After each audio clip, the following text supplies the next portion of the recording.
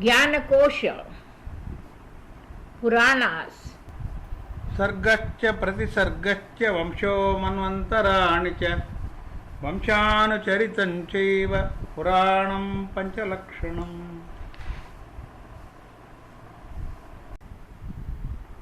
Shiva Mahapurana. Conduct of the respective castes, dharma. On the request of the sages, Sutta described about the virtuous and virtuous activities of a man according to the respective caste he belongs to. He said a Brahman who performs the rituals as described in the Vedas only is entitled to be called a Dvija. A Brahman who is not that proficient in the Vedas is called a Kshatriya Brahman. A Brahman engaged in agricultural activities and business is called a Vaishya Brahman. A Brahmin who is in the habit of condemning and criticizing others is called the Shudra Brahman. A Kshatriya who looks after the welfare of his subjects is called a king, while the rest of them are known as simply Kshatriya. A Kshatriya who indulges in business is called Vaishya Kshatriya. Similarly, a Kshatriya who engages himself in the service of the three superior castes, Brahman, Kshatriya and Vaishya, is called a Shudra Kshatriya. Dharma is considered to be of two types: dharma performed by matter and materials, dharma performed by indulging in physical activities. The performance of yajna comes in the first category. Making pilgrimages of holy places comes in the second category. During the Satya Yuga, meditation was the way to attain self-knowledge. During Treta Yuga, it was attained by penance. During Dwapara Yuga, it was attained by performing yajna. While in the present era of Kali Yuga, idol worship is considered to be the means to achieve self-realization. In virtuosity invites sorrow, while virtuosity bestows joy and happiness. The importance of Agni Yajna. The sages then asked Sutta about the Agni Yajna, Brahma Yajna and Guru Puja in order of importance. Sutta said, performing Havan by offering matter and materials into the sacred fire is called Agni Yajna. This ritual is especially meant for the brahmachari celibates. Performing Havan during the evening time brings prosperity, while performance of Havan during the morning time gives long life. Making sacrifices to the deities during the daytime is called Deva Yajna. A Brahmin should perform Brahma Yajna with the help of the study of the Vedas. First of all, Lord Shiva adopted an auspicious day for himself and named it Sunday. After that, he named the 6 remaining days of the week and attributed them to the following deities respectively.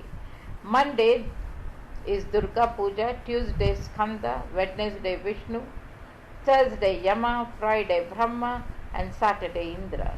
Worshipping the deities on their respective days give peace, prosperity and all kinds of accomplishment.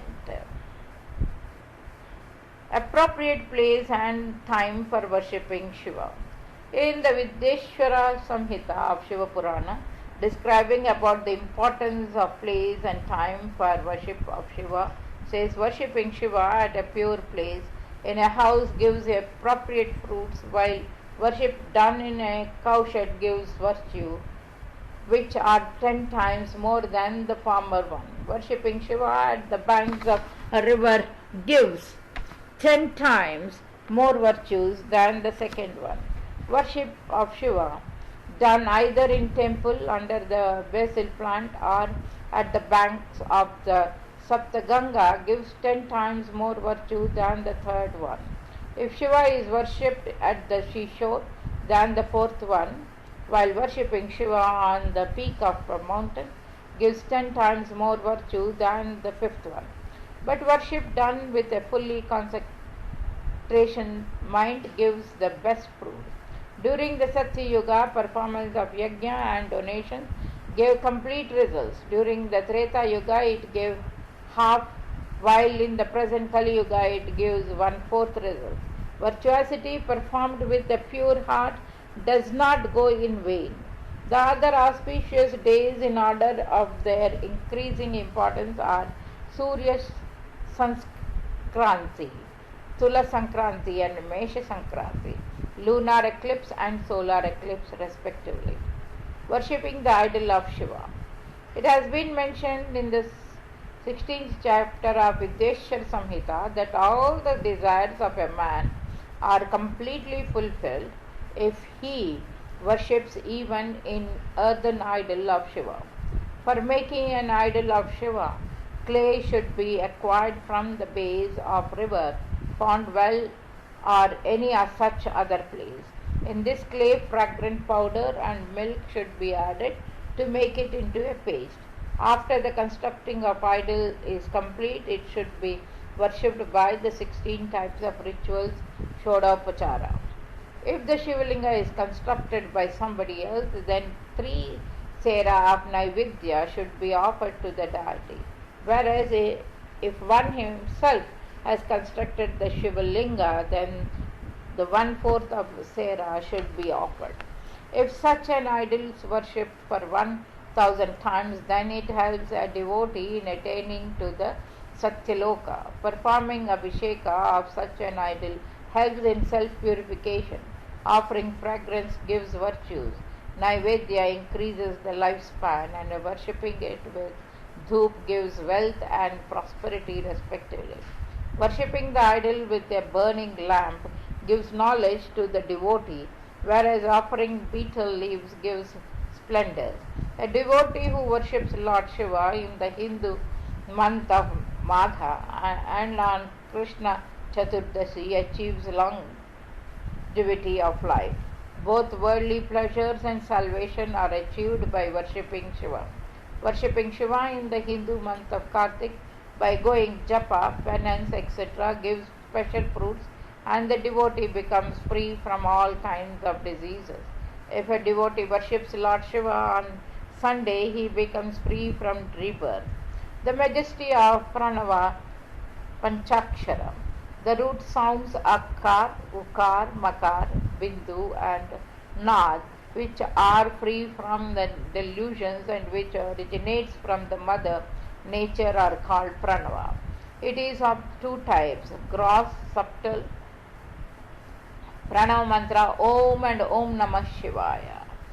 It symbolizes the unified power of Shiva and Shakti and destroys all the sins of a man. A man desirous of worldly pleasures must chant the mantra Rishav Pranav containing the 3 root sound A, U, Ma.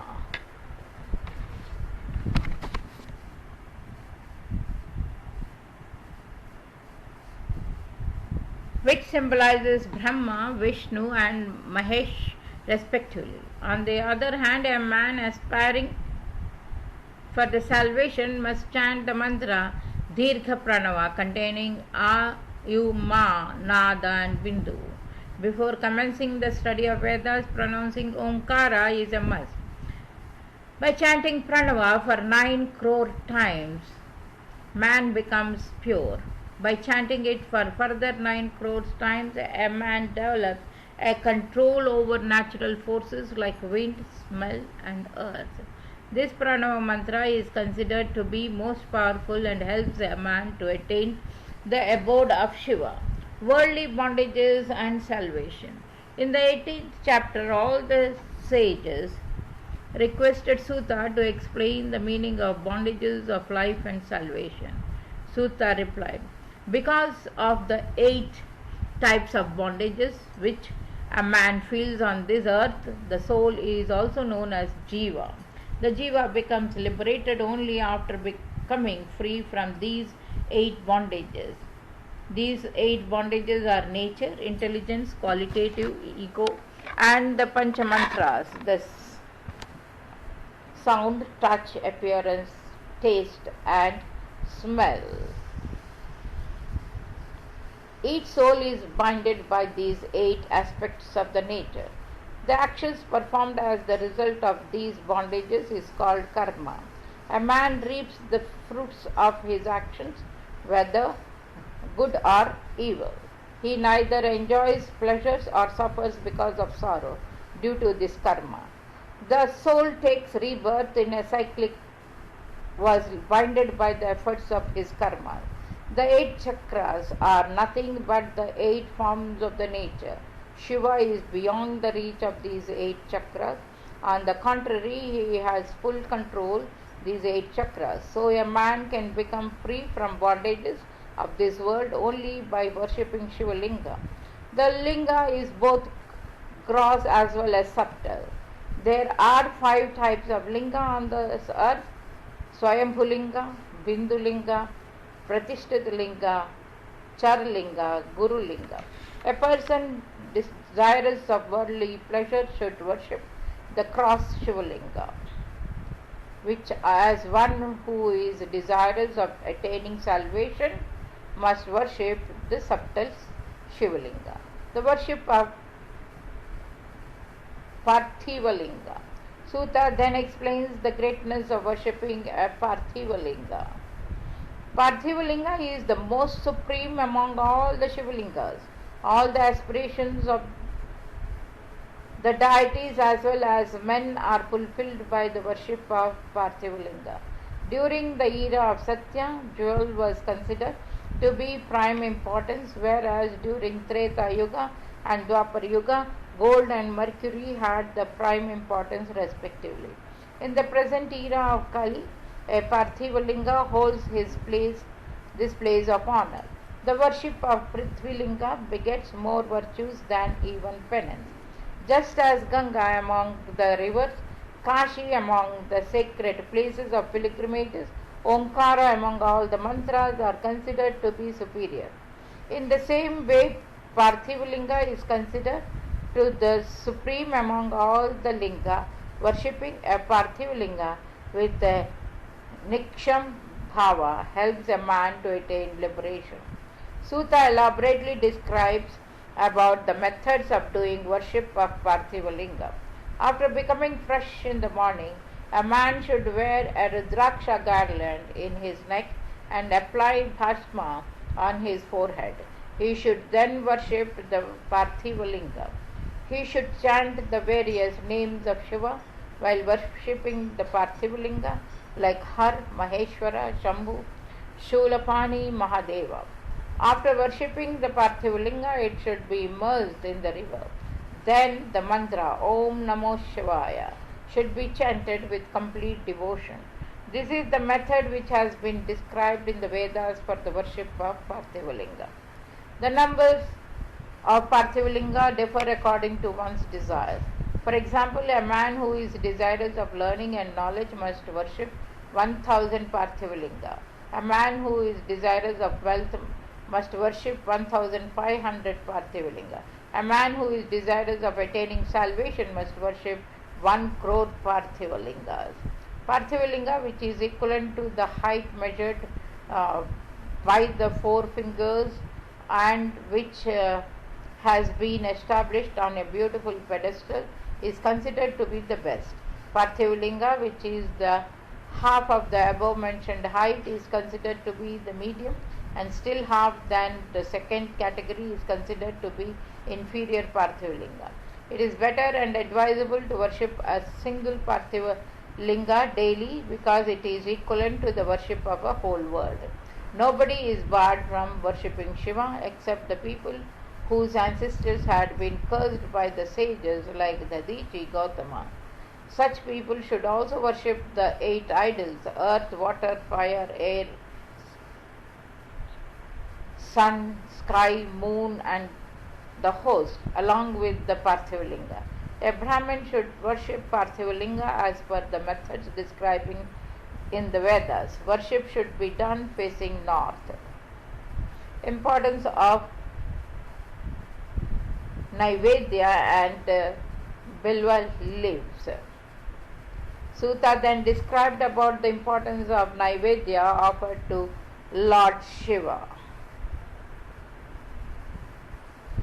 A devotee gets liberated from all his sins merely at the sight of Naivedya, which have been offered to Lord Shiva.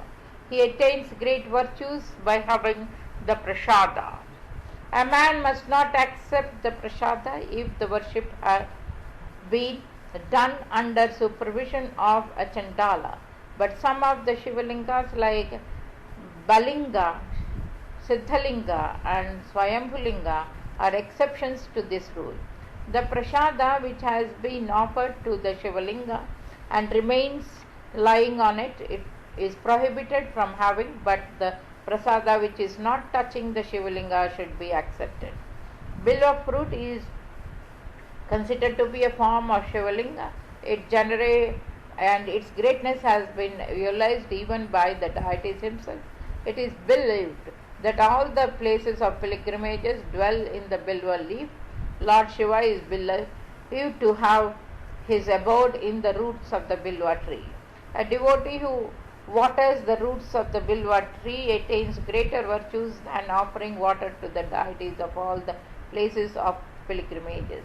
Similarly, a devotee who worships the roots of the Bilva tree attains to the abode of Lord Shiva. Suta then goes on, he explains the greatness of Shiva's name and the importance of Bhashma and Rudraksha beads in his worship. The name of Shiva is as sacred as Ganges. Similarly, Bhashma and Rudraksha are as holy as the rivers Yamuna and Saraswati. Therefore, a devotee who possesses the name of Lord Shiva on his lips, who applies Bhashma on his person and who wears a Rudraksha in his neck attain the virtues similar to that of taking a bath in the Sangam. In ancient times, a king by the name of Indrajumna got liberated from the bandages of the world just by chanting the name of Shiva. The importance of Bhashma, ash, in Shiva's worship. Bhashma are two types, Mahabhashma and Svalpa Bhashma. Strota, listener, smart writes according to the Smritis, and Laukik, worldly, are considered to be the Mahabhashma. There are many types of Svalpa Bhashma. Shrota and Smrata are meant only for the Brahmin.